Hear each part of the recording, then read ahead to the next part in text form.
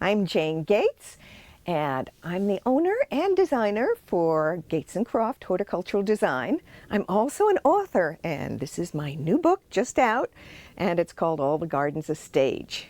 However, I'm here to talk about propagating Bibb lettuce. And Bibb lettuce is one of the favorite kinds of lettuce that we like to grow in our gardens. It's very soft, buttery lettuce that grows in a nice, neat little shape.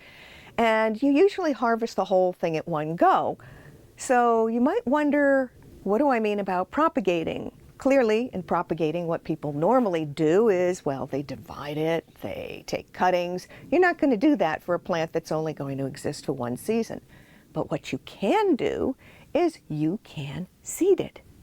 Now, you can certainly buy seeds, and you can get all kinds of brands where you can get these seeds for Bibb lettuce, and there are different varieties, or you can collect your own.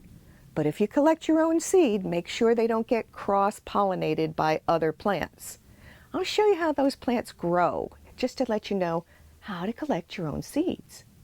Now, here are some Bibb lettuce that have gone past their prime, and that's what you want to do if you plan to plant your own and propagate your own seed. So what you need to do is, once they finish forming that nice closed, rounded, they're not a tight head, they're fairly loose head, and it's started to grow upward, you'll see it looks a little like this. At that point, you'll find that the juice in it's getting a little milky, it's going to be a little bit bitter. So you probably don't want to crop them to eat them anyway. So at this point, let it continue to grow, just like this one.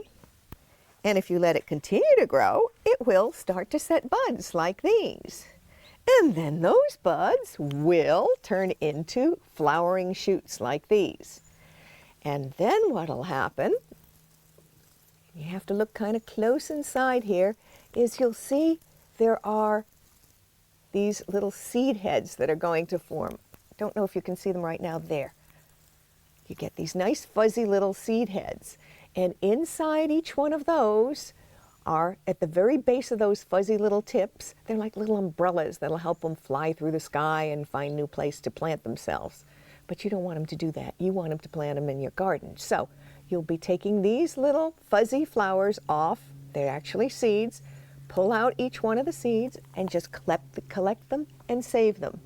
Now, you do want to make sure that your plants aren't near other flowering lettuces, or they will get cross-pollinated, and there are some F1 hybrids that will not come through from seed and may not even grow at all. So you really want to make sure that they're pollinated with their own kind. They'll set these wonderful little seed heads, and then you can collect them and store them, keep them dry. I like to put them in little baby jars, baby food jars. They're really handy little jars, and plant them next spring.